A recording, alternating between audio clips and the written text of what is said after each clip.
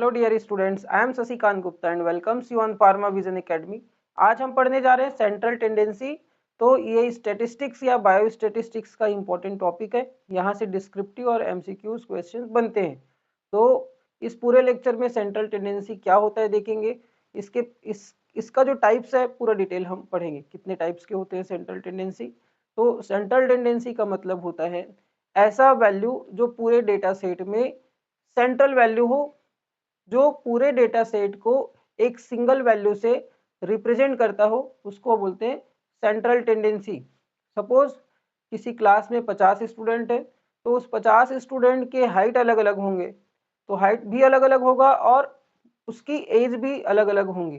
तो on the basis of height सबकी height को एक साथ सबकी हाइट को एक एक करके लिखेंगे और उसके बाद एक सेंट्रल वैल्यू निकालेंगे जो पूरे क्लास की हाइट को रिप्रेजेंट करता हो।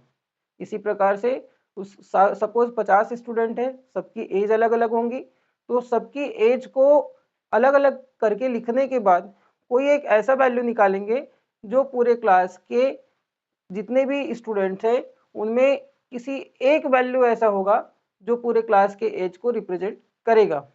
ठीक है, तो ये सेंट्रल टेंडेंसी को हम बचपन से लेकर के पूरी लाइफ, हमारी प्रैक्टिकल लाइफ में मेजर करते हैं, वो भी किस फॉर्म में, एवरेज के फॉर्म में।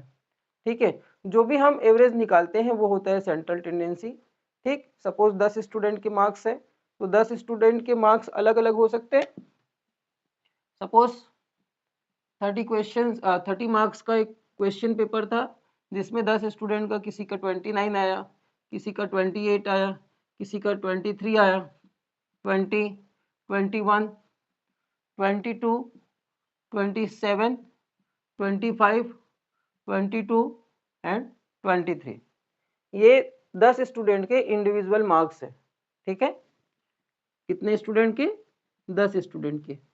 अब ये सारे ऑब्जर्वेशंस जो आपको 10 ऑब्जर्वेशन दिख रहे हैं सारे के सारे अलग हैं।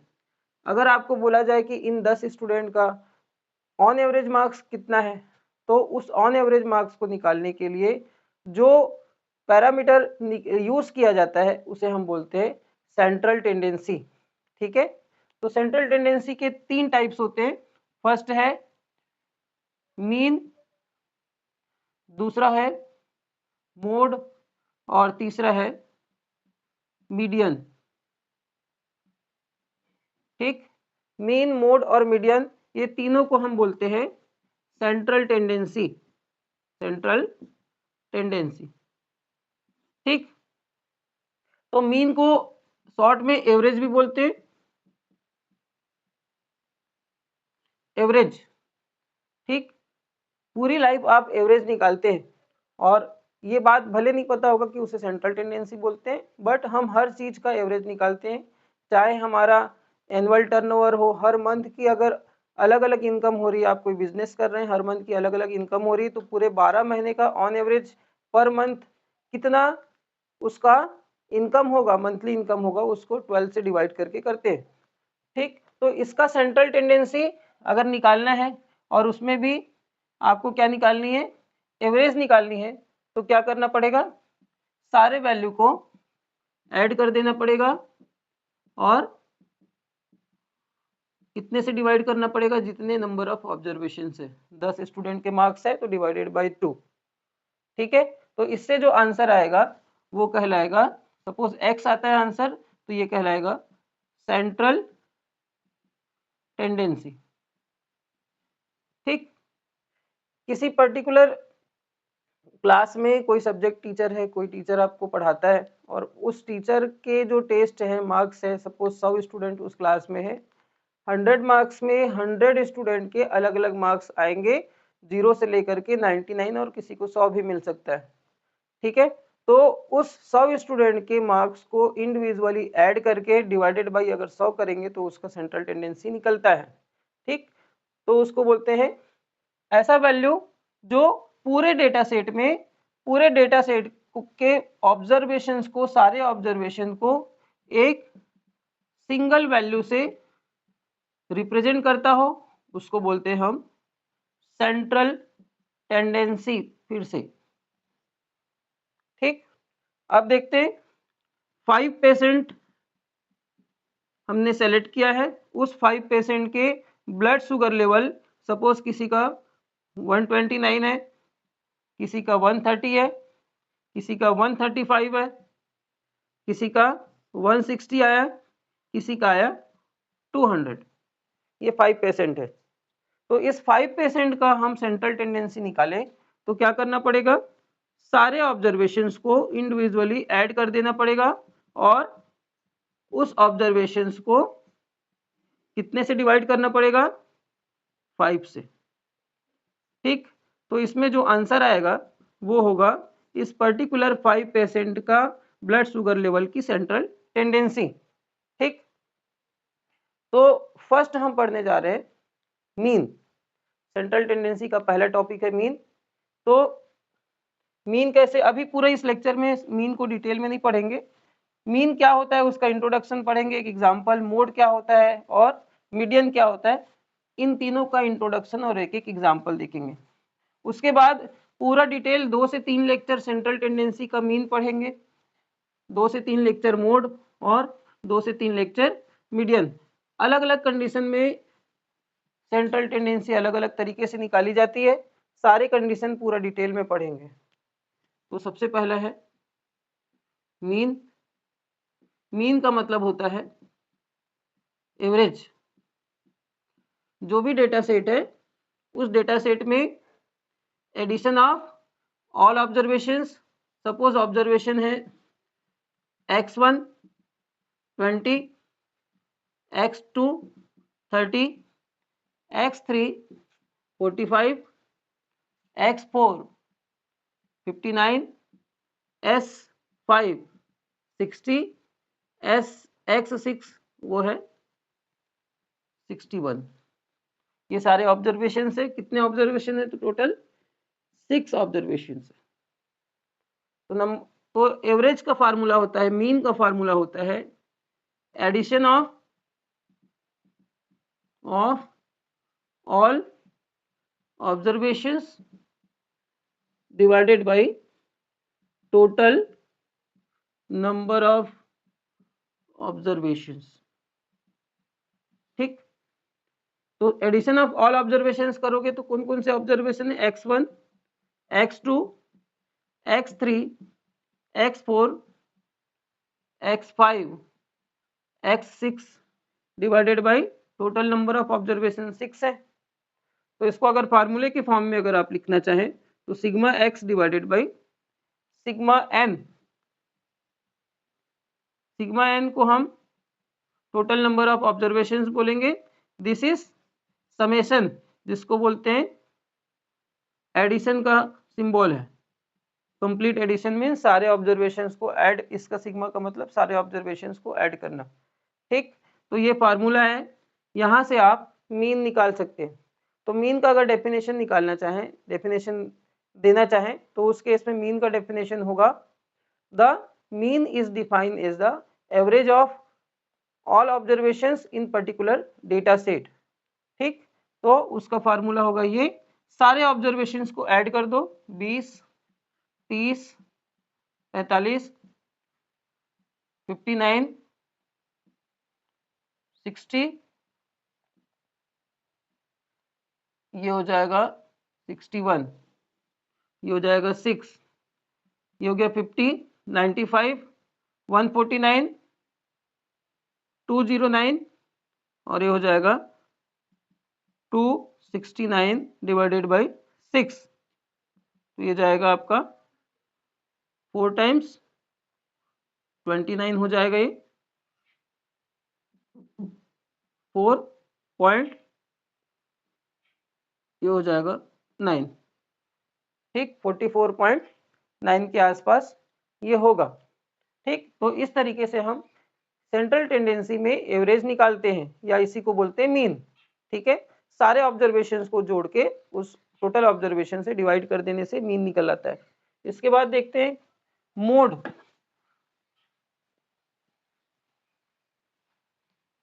मोड का शॉर्ट फॉर्म है मोस्ट फ्रीक्वेंट वैल्यू। मोड का मतलब होता है मोस्ट फ्रीक्वेंट वैल्यू। फ्रीक्वेंट का मतलब होता है फ्रीक्वेंसी से। ठीक, तो शॉर्ट में मैं सबका डेफिनेशन बहुत एक छोटे से लाइन में लिख देता हूँ। सबसे पहले मीन का, मीन मतलब average value of data set, ये बहुत छोटा डेफिनेशन। दूसरा पढ़ने जा रहे हैं मोड, मोड का बहुत शॉर्ट में उसका लिखता हूं मोस्ट फ्रीक्वेंट वैल्यू को हम बोलते हैं मोड। तो मोस्ट फ्रीक्वेंट का मतलब क्या समझते हो? मोस्ट फ्रीक्वेंट का मतलब वैल्यू हैविंग हाईएस्ट फ्रीक्वेंसी,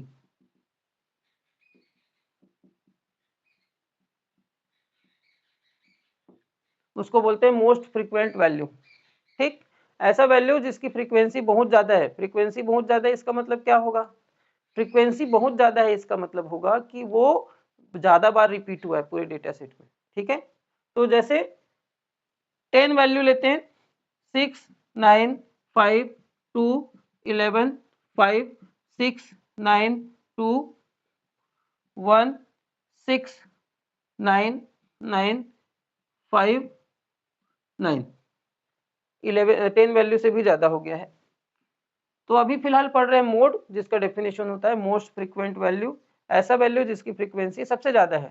तो ये एग्जांपल है किसका? इंडिविजुअल सीरीज का, और इस डेटा को बोलेंगे इंडिविजुअल डेटा। तो देखते हैं किसकी फ्रीक्वेंसी कितनी है। तो सबसे छोटा वैल्यू कौन सा है? 1 कितने बार रिपीट हुआ है? एक बार, 1 की फ्रीक्वेंसी है 1। उसके बाद दूसरा उससे बड़ा वैल्यू कौन सा है? 2, जिसकी फ्रीक्वेंसी है 2। उससे बड़ा 5, जिसकी फ्रीक्वेंसी है कितनी? 3 बार रिपीट हुआ है। उसके बड़ा वैल्यू है 6, 1 टाइम्स, 2 टाइम्स, 3 टाइम्स, ये भी 3 बार रिपीट हुआ है। 6 से बड़ा कौन सा वैल्यू दिख रहा है आपको? वो दिख रहा है 9, 1 2 3 4 5, कितने टाइम्स रिपीट हुआ है? 5 times. This is value observation, this is frequency. और लास्ट सबसे बड़ा ऑब्जर्वेशन है कौन सा? 11, और वो 1 टाइम्स रिपीट हुआ है। तो ये आपका इंडिविजुअल डेटा इसमें कन्वर्ट हो गया है डिस्क्रीट डेटा में। इंडिविजुअल सीरीज कन्वर्ट हुआ है डिस्क्रीट सीरीज में। तो उस केस में आपको अगर मोड निकालना है, तो मोड निकालने का डेफिनेशन से ही आप एक बार ही में निकाल सकते हो। मोस्ट फ्रीक्वेंट वैल्यू, ऐसा वैल्यू जिसकी फ्रीक्वेंसी सबसे ज्यादा होगी वही कहलाएगा आपका मोड। तो इस पूरे डेटा सेट में सबसे ज्यादा फ्रीक्वेंसी किसकी है? तो फ्रीक्वेंसी वाले टेबल में देखेंगे कौन सा है?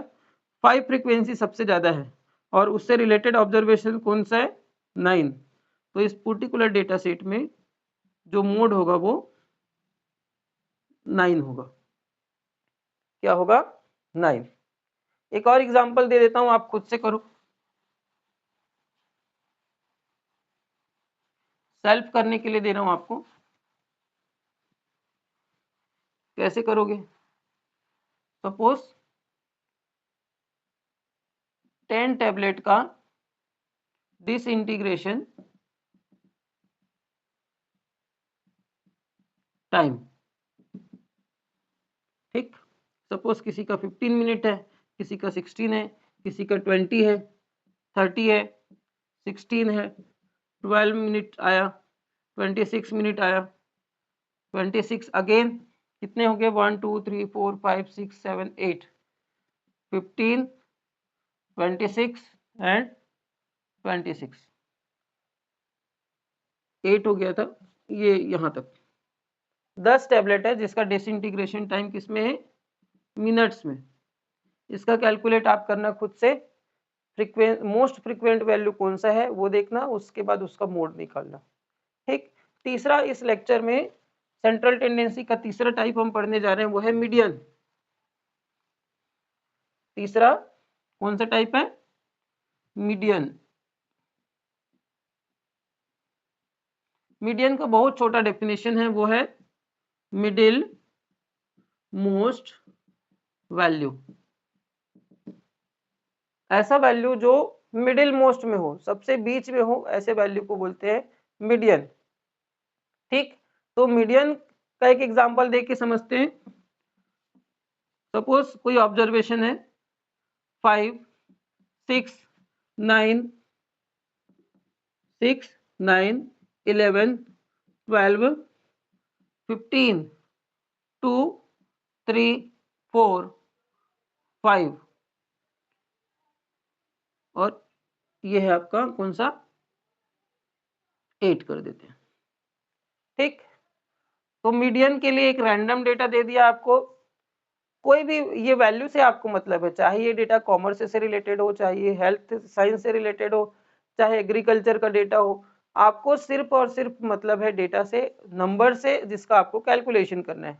यही पेशेंट रिकॉर्ड में आ जाएगा, यही फार्मेसी के एग्जाम्पल में आ जाएंगे, फार्मूलेशन डेवलपमेंट से ये फार्मूलेशन है, इसका इवैल्यूएशन पैरामीटर ये सेट करके ये वैल्यू आया है, उसका आप मीडियन निकालिए। या फिर कॉमर्स के स्टूडेंट अगर होंगे तो कॉमर्स के से रिलेटेड उसके स्टेटमेंट बनेंगे, लेकिन आपको निकालना अगर मीडियन रहेगा तो फार्मूला एक ही है, आपको सिर्फ ऑब्जर्वेशंस के वैल्यू से मतलब है, स्टेटमेंट में क्या लिखा है उससे मतलब नहीं रहनी चाहिए। ठीक, तो इस पूरे रैंडम डेटा जो इंडिविजुअल फॉर्म में है उसको सबसे पहले आप अरेंज फॉर्म में कन्वर्ट कीजिएगा। मीडियन निकालने से पहले आपको अरेंज करना पड़ेगा, तो सबसे छोटा वैल्यू को पहले लिख लो या सबसे बड़े वैल्यू को लिख लो, मीन्स असेंडिंग ऑर्डर में अरेंज कर लो या डिसेंडिंग ऑर्डर में आपको अरेंज करने पड़ेंगे। तो सबसे छोटा वैल्यू है, हम लोग असेंडिंग ऑर्डर में अरेंज कर रहे हैं। 2 कितने बार रिपीट हुआ है, एक ही बार है, फिर उसके बाद 3, फिर उसके बाद 4, फिर 5 कितने बार रिपीट हुआ है, 2 टाइम्स, ये 5, 4 1 टाइम रिपीट हुआ है, 2 1 टाइम और 3 1 टाइम रिपीट हुआ है, 5 2 बार रिपीट हुआ है, तो एज इट इज लिख दिया हूं मैं। उसके बाद 6, फिर 8, फिर 9, फिर 11, 12 और 15। सारे ऑब्जर्वेशंस को आप देखिए, केवल 5 को छोड़ के सब एक ही बार रिपीट हुए। तो मीडियन निकालने के लिए पहला काम ये करना है कि आपको सारे ऑब्जर्वेशंस को असेंडिंग या डिसेंडिंग ऑर्डर में अरेंज करना है। उसके बाद ये देखना है कि total number of observations even है कि ऑड है। तो देखते हैं कितना ऑब्जर्वेशन है इसमें, 1 2 3 4 5 6 7 8 9 10 11, कौन सा है, ऑड है। तो ऑड के केस में आपको मिडिल मोस्ट वैल्यू अगर निकालना है तो 11 ऑब्जर्वेशन है, तो 11 ऑब्जर्वेशन में मिडिल मोस्ट में कौन सा आएगा, तो मिडिल मोस्ट में आएगा, इसका मतलब ये है कि वो 6 नंबर का ऑब्जर्वेशन होने चाहिए, क्योंकि इससे पहले 5 ऑब्जर्वेशंस, 6 से पहले 5 ऑब्जर्वेशंस और 6 के बाद में 5 ऑब्जर्वेशंस होने चाहिए। तो ये हो गया 2 ऑब्जर्वेशंस और ये हो गए 3 ऑब्जर्वेशंस। मीन्स ऐसा वैल्यू जो पूरे डेटा सेट को 2 बराबर भागों में डिवाइड कर दे उसको बोलते हैं मीडियन या मिडिल मोस्ट वैल्यू। तो ये 6 ही एक ऐसा वैल्यू है जो पूरे डेटा को बराबर पार्ट में डिवाइड कर दिया। मीन्स 6 से पहले 5 ऑब्जर्वेशंस और 6 के बाद में नंबर ऑफ 5 ऑब्जर्वेशंस। आपको कभी ये नहीं करना है कि बराबर भागों में डिवाइड करेगा इसका मतलब सबको ऐड करके बराबर होने चाहिए, सिर्फ आपको उस पर्टिकुलर डेटा सेट के सारे ऑब्जर्वेशंस को अरेंज करने हैं असेंडिंग या डिसेंडिंग ऑर्डर में, फिर वो नंबर ऑफ ऑब्जर्वेशंस काउंट करने हैं, इवन है कि ऑड है। सबसे बीच में जो ऑब्जर्वेशन आएगा वो होगा मीडियन। ठीक, अब इसी डेटा सेट में एक ऑब्जर्वेशन और बढ़ा देते हैं, इसी डेटा सेट में एक ऑब्जर्वेशन और बढ़ा देते हैं और उस डेटा सेट को हम किस में बदल देते हैं, इवेंट डेटा सेट में बदल देते हैं। एक ऑब्जर्वेशन और बढ़ा दिए, वो बढ़ा दिए कौन सा, 21। तो 15 के बाद क्या हो जाएगा, 21। तो अब पहले 11 ऑब्जर्वेशंस थे, अब कितने ऑब्जर्वेशंस हैं, 12 ऑब्जर्वेशन से, मतलब अब ये डेटा कौन से फॉर्म में कन्वर्ट हो गया, इवन के फॉर्म में। अब इस केस में क्या करना रहता है कि किसी 2 ऑब्जर्वेशंस का एवरेज निकालना पड़ता है। मिडिल में तो कोई आएगा नहीं 2 बराबर भागों में डिवाइड करने से, तो 12 में कौन सा नंबर का, शुरू के 5 1 2 3 4 5, किसी 2 ऑब्जर्वेशंस को हम सेलेक्ट करेंगे और ऐसे ऑब्जर्वेशंस दो ऑब्जर्वेशंस जो रिमेनिंग डेटा सेट को बराबर भागों में बांट दे। तो ये इन दोनों को सेलेक्ट करने के बाद पूरा डेटा दो बराबर भागों में बढ़ चुका है। देखिए 5 ऑब्जर्वेशंस इन दोनों के पहले है और 5 ऑब्जर्वेशंस इन दोनों के बाद में है। तो इवन के केस में मिडिल मोस्ट के दो वैल्यू को हम सेलेक्ट करते हैं और उन दोनों ऑब्जर्वेशंस के जो वैल्यू है उसका निकालते हैं एवरेज। तो ये हो जाएगा 8 + 6 14 divided by 2, this is median. ठीक, 7 is a median for this particular data set. तो एवरेज को हम मीन को बोलते हैं average, mode means most frequent value और मीडियन का मतलब होता है middle most value.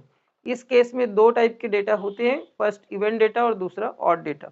Event data के केस में किसी एक सिंगल वैल्यू को हम सेलेक्ट करते हैं, पहले डेटा को अरेंज करते हैं, फिर एक सिंगल ऑब्जर्वेशंस को सेलेक्ट करते हैं जो उस डेटा सेट को दो बराबर भागों में डिवाइड कर दे। इवन ऑड के केस में, इवन के केस में दो ऑब्जर्वेशन हम सेलेक्ट करते हैं जो पूरे डेटा सेट को दो भाग में डिवाइड कर दें। उसके बाद उन दोनों ऑब्जर्वेशंस का एवरेज निकालते हैं, जो आंसर आएगा वो होगा median. Thank you so much for watching, have a nice day, thank you.